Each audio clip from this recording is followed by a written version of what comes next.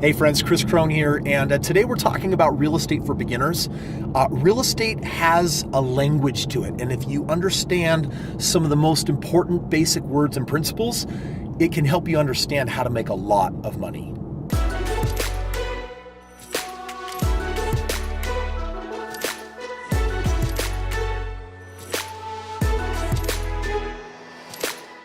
So you want to make a lot of money in real estate, and you got to learn some of the basic language. So what I'm going to do today is I'm going to take this daunting vocabulary and I'm going to help you understand some of the basics of it that will help you really get into the whole game of real estate. So what I've got is I've got some different words on the screen, and what I'm going to do here is I'm going to map out what they are and what they mean, and I think that'll be really helpful for you. So first of all, let's start with the most basic word up here. It's a home. Now, I want to be really clear that in real estate, we've got different names for this. When we're buying a piece of real estate, you have a lot of different types. One of them is called a single family home, SFH. And you'll see that abbreviation if you look in the ads. Single family home just basically means this is a regular home that one person is meant to rent. Now, all of a sudden, if it is a home that is split and has two doors, they have a different name for it. It's called a duplex.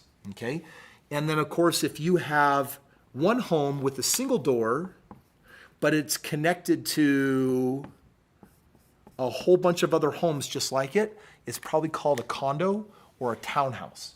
So for me, I specialize often in this whole game of single family real estate. So SFH, single family homes, right? So that's what we mean by home.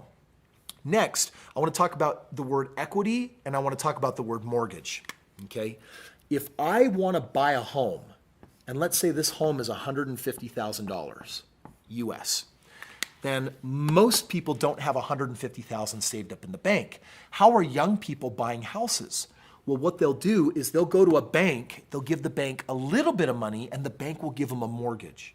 The mortgage is, and another name for that is a note.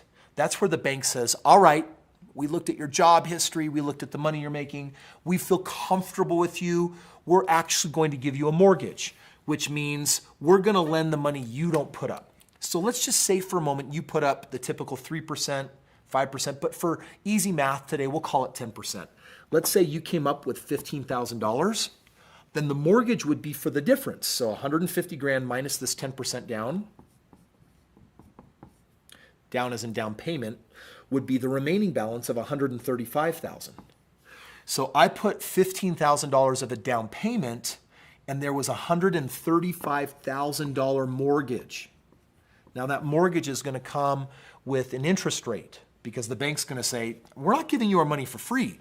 You got to pay that back over time plus interest. So the bank says, we're going to do a 6% interest rate. And you're thinking, okay, well, if I'm paying this back over 30 years and I've got that interest rate, they'll do some math and they'll tell you essentially what your payment's going to be. Let's just assume for this example that your payment is $800. Okay, that's just a guess out of the wild blue. This $800 is your mortgage payment. Okay, now we've got a home. It's a single family home. It's not a duplex, not a condo. It's not a triplex or multifamily. It's just a home with one door and a doorknob and a happy family inside their windows and a chimney like that. Now, let's say that you have this home and you decide we're not going to live there. We're going to rent it out. Another word for rent is lease. So we are going to lease the home. My mortgage is $800, but I might get my renters to pay $1,000 a month. My mortgage payment is $800. My rent payment or my lease is for $1,000 a month. So this is my rent payment, this is my mortgage payment, and the difference is that if you have to pay the bank $800 every month, but your renter gives you $1,000, there's some leftover money. How much? $1,000 minus $800 is $200. What do we call that? That's called cash flow, and cash flow is good. So you buy a property, and let's say all of a sudden that this house, I'm going to throw you a zinger. Now this house is worth $200,000. It's worth $200.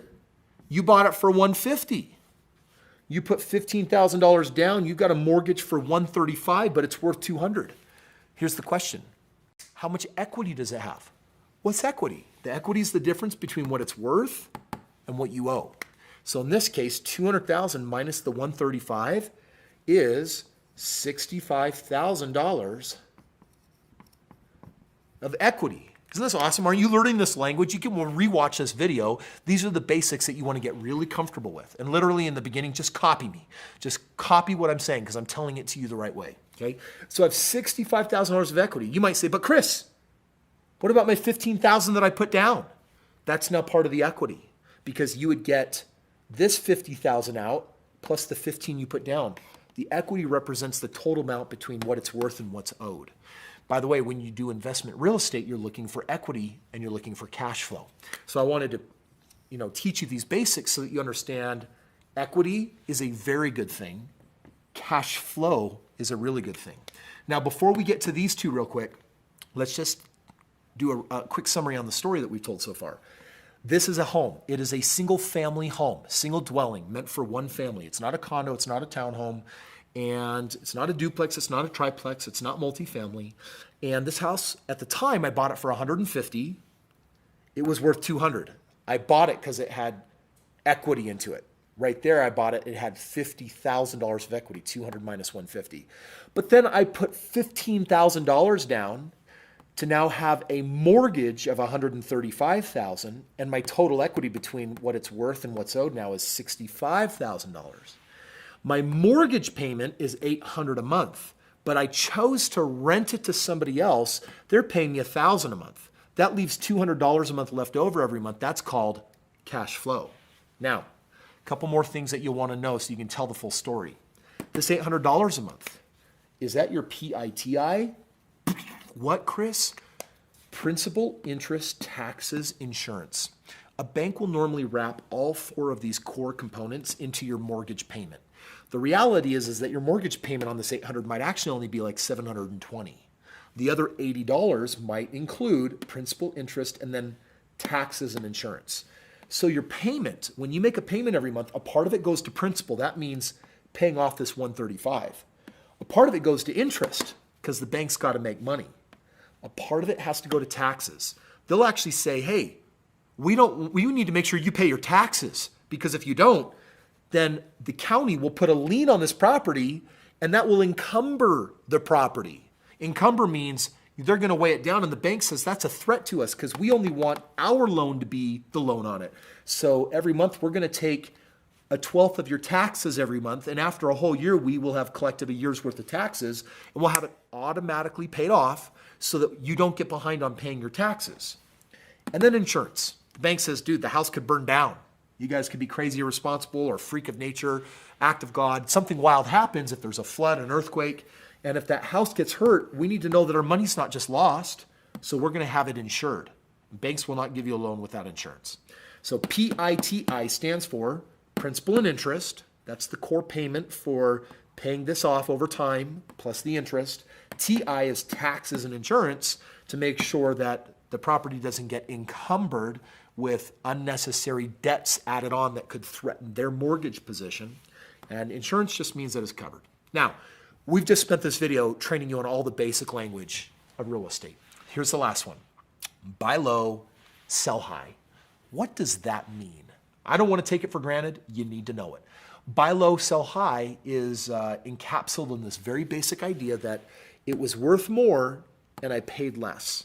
And if I paid less and then sold it for more, I would what? I'd make money. But the question is, how much of a margin? New word, margin. What is the difference between this and that? For example, $200,000 represents my value. $150,000 represents what I paid. I did put some money down, but leaving that out of it, there's $50,000 of profit to make.